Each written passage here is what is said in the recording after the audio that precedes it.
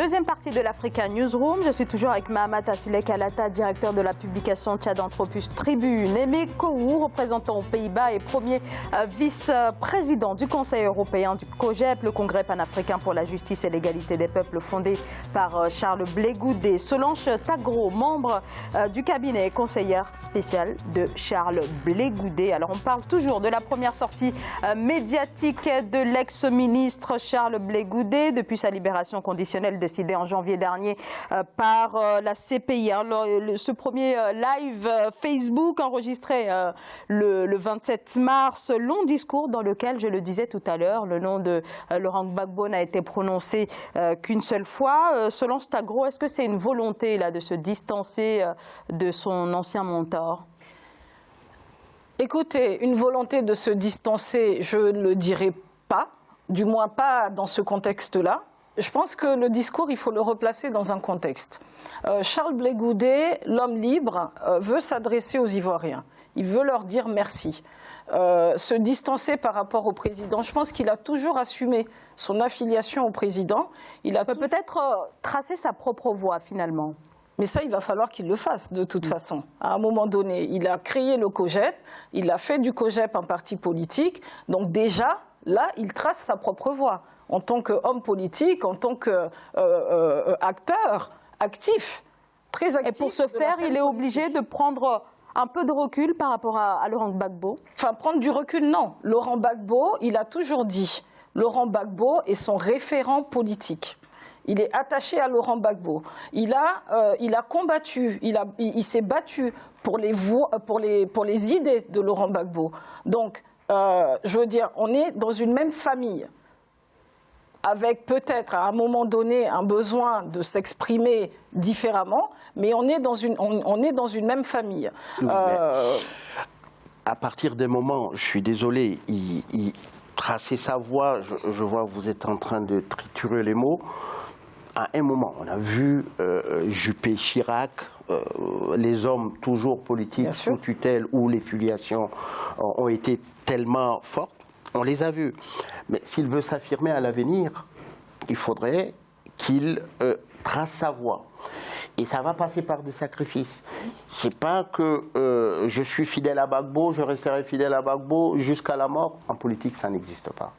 Donc à un moment, il sera obligé de prendre... Donc finalement, vous dites qu'il doit sortir du giron. Bah oui, et bah, il sera obligé parce que, comme elle l'a dit, il a créé le COGEP.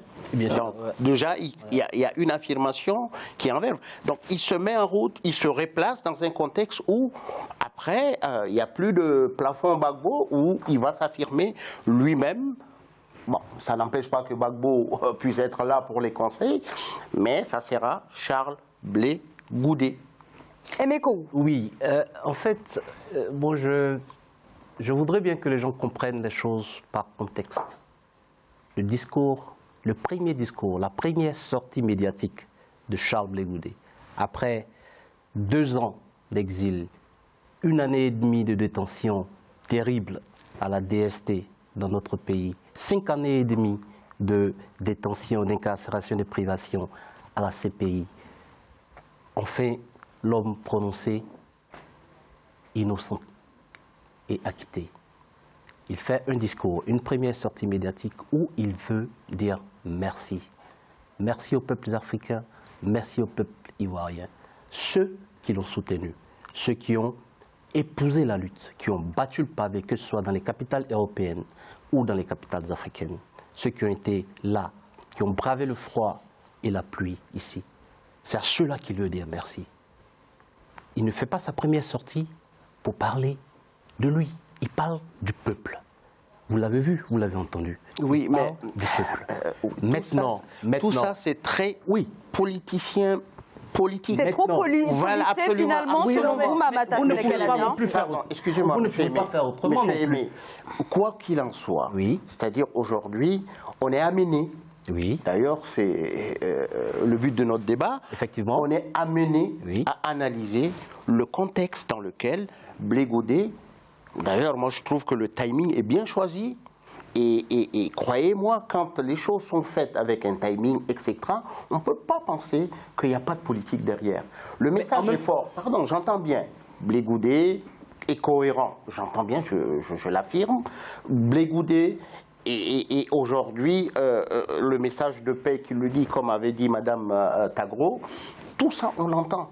Mais on ne peut empêcher à personne de faire l'analyse sur le timing, sur le discours de Blé Goudé, même si aujourd'hui, il n'y a pas quelqu'un qui ne peut ne pas le saluer, et les Ivoiriens en premier. Merci. Donc, ça, on l'entend bien, mais dire que ce n'est pas politique, donc dire ça, qu'il n'y a sera... pas... Je pense non, que ça, ce serait un acquis déjà. Donc, on entend bien, tout le monde est unanime, en même temps, chacun est libre de ses choix de commentaires. Sinon, dire que le ministre Charles Blé Goudé, le président du COJEP, n'a pas prononcé n'a prononcé que le nom du président Gbagbo une seule fois, bon, en le disant, il faut bien faire attention à ne pas mettre les deux hommes en opposition. Mais si quelqu'un d'aventure essayait de mentionner ça pour mettre les deux hommes en opposition, je crois que Solange Tagro l'a mentionné tout à l'heure assez brillamment, Blé Goudé, il assume sa filiation au président Laurent Gbagbo. Il assume ce qu'il a fait pour le président Laurent Gbagbo. Donc, ne pas prononcer son nom, qu'est-ce que ça voudrait bien dire? Alors, il peut très bien l'assumer, effectivement. Vous avez raison de le préciser. Il qualifie Laurent Gbagbo de père, de mentor. Effectivement, il le reconnaît bien, mais il n'en demeure pas moins qu'il peut, malgré le fait qu'il reconnaisse Laurent Gbagbo comme étant son père, en tout cas politiquement, mais vouloir quand même marquer une distance pour pouvoir se construire un avenir politique qui lui est véritablement propre, Solange Tagro. Je pense que c'est évident. J'ai mentionné tout à l'heure le fait que le COJEP soit un parti politique. À l'époque avant qu'il n'arrive à la CPI, le COJEP était un mouvement politique. Le COJEP est devenu parti politique pendant que Charles Blé Goudé était à la CPI. Donc déjà, je pense que la question ne se pose pas. Il prend déjà ses marques. Au risque de se répéter, il prend déjà ses marques. Mais ce discours doit être analysé dans son contexte. Il sort après 8 ans de privation. Il sort après 8 ans d'interruption de contact avec le peuple ivoirien, avec le peuple africain. Donc il a envie de s'adresser à eux. Il n'est pas en train d'essayer de se placer et d'être favorable ou pas, ou de critiquer un tel ou un tel autre. Il veut s'adresser à la population. Il veut parler aux gens, comme disait M. Kohou. Il veut juste exprimer une gratitude à tous ceux qui l'ont soutenu pendant sa détention. Et je pense que ça, il faut le reconnaître. Et puis après, je veux dire, ça n'est qu'un premier discours.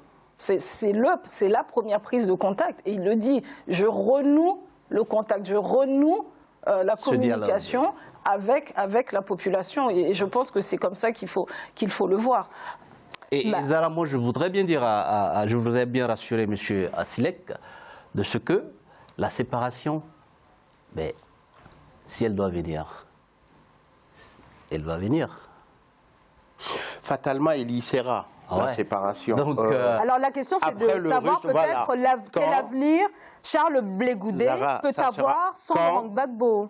Quand elle arrivera, personne ne peut le dire, mais elle arrivera fatalement. Qu'il soit son mentor, son père spirituel, on en a vu. Il y en a qui ont fait la prison, ce n'est pas une première fois, pour leur mentor, pour leur ceci, etc.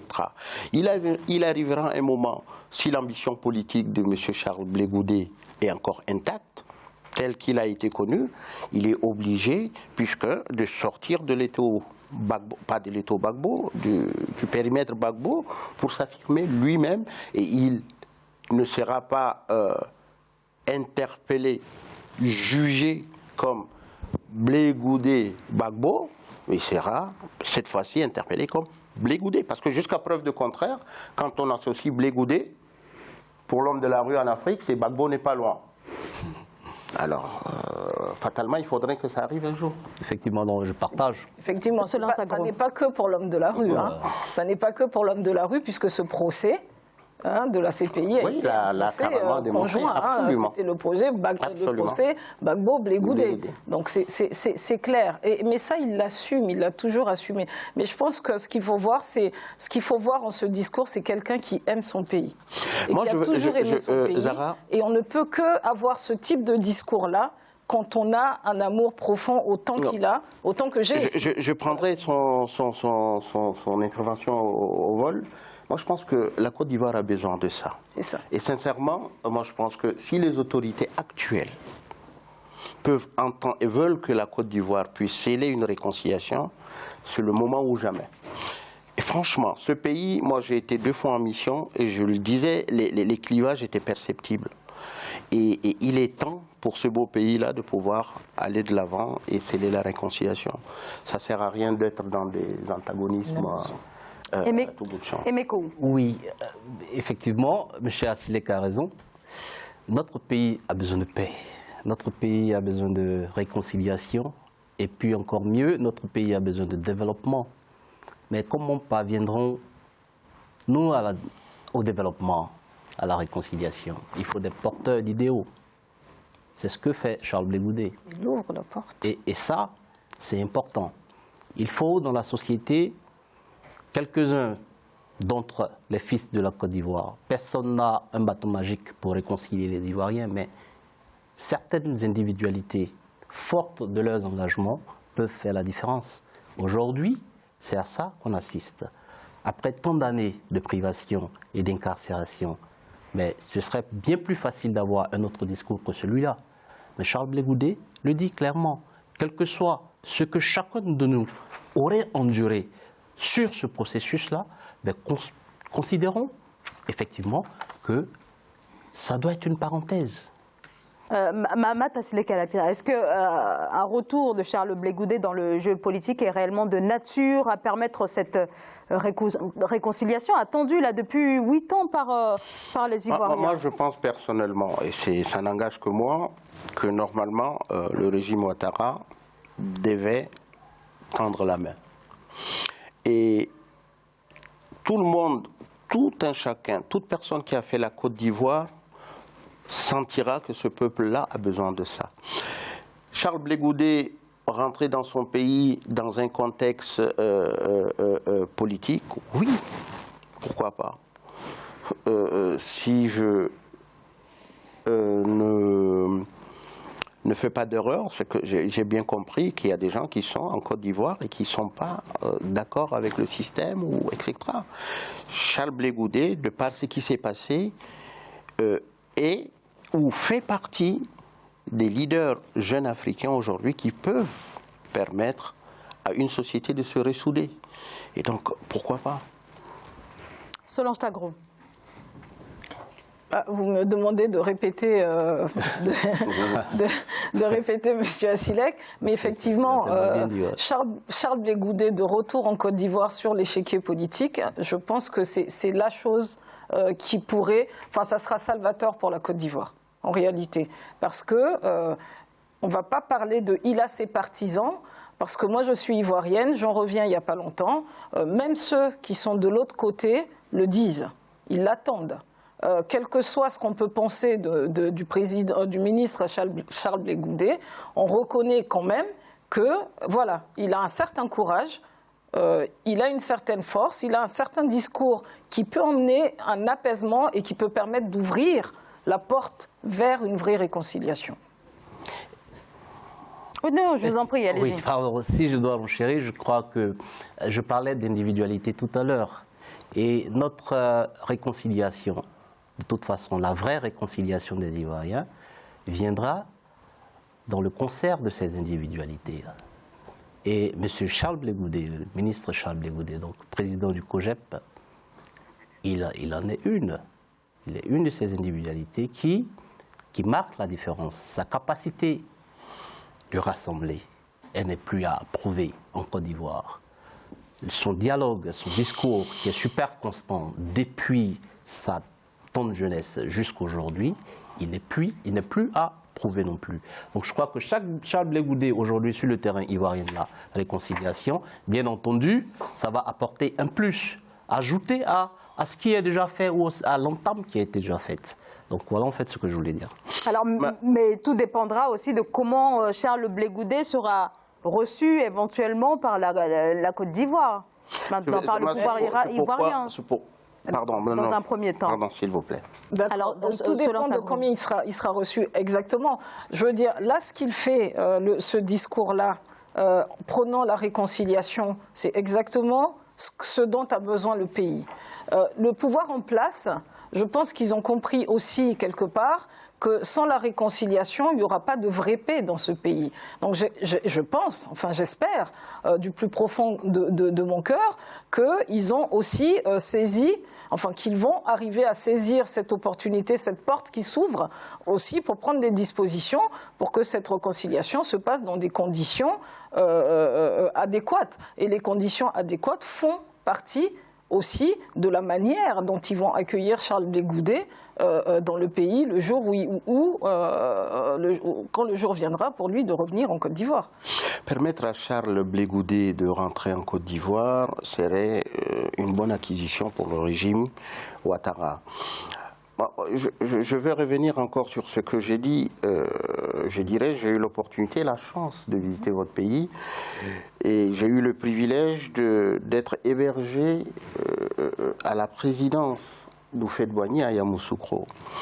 Et croyez-moi, de tout ce que j'ai rencontré, je ressentais, moi qui suis tchadien et qui connais les affres de la guerre, je ressentais un peu le ressentiment et les antagonismes partagés. Et c'est un peuple qui n'a besoin que de ça. Et je pense que au-delà même, certains vont trouver peut-être mon message assez panafricaniste, moi je pense qu'il est temps, les divisions, souvent, quand on est dans nos pays d'Afrique, c'est la France qui est derrière, les États-Unis, etc. Il faudrait qu'on réfléchisse, on est sur une chaîne panafricaine, de penser que les divisions, c'est plus la peine. Il faudrait que pour les générations à venir, il faudrait qu'on prône la réconciliation et qu'on permette à nos peuples de se développer. On est trop en retard dans des antagonismes où nous ne gagnons rien du tout. Sinon, c'est avoir des gens en exil, voir les affres de l'exil, et entre-temps, les autres peuples avancent. Et nos peuples à nous, avec tous les problèmes en Afrique que nous connaissons. Alors, Aimé Kourou, je sais que vous voulez prendre la parole, mais on va marquer une courte pause et bien sûr on continue de parler de ce discours de Charles Blé Goudet. À tout de suite.